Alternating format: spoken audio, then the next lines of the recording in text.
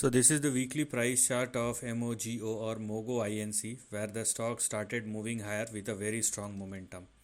As one can clearly see that the stock is now started moving higher with a very strong momentum, but what we want is obviously some more confirmation and some more sustainability. So it is correct that with this strong momentum, stock has changed its direction even in the near term, even in the near as well as in the intermediate term. But it is also mandatory for MOGO to continue to trade and sustain at or above the support and stop loss, which in this case are 2.29 and $2. So do not go below 2 or lower, otherwise downside will start once again.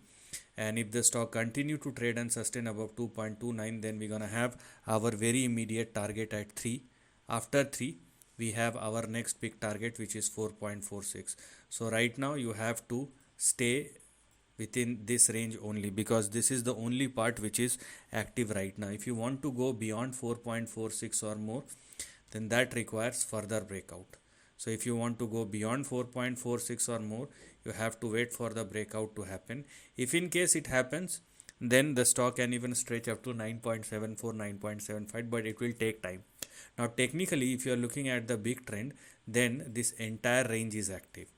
So if things works out in the long term, then we have a move like this. So we have an upswing, a downswing, and hopefully an upswing once again. But if you want to go that high, then obviously you have to wait for the stock to behave, and you have to wait for the stock to surpass and sustain above all these levels.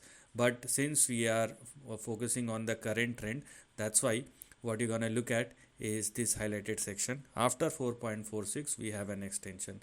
If you want to go beyond 9.74 or more, then you have to wait for the breakout. But in the long term, if it works out, then we have 19.5 and 36 as well. But these moves are not sustainable. Please understand that. So this is the end of the video. Thanks for watching.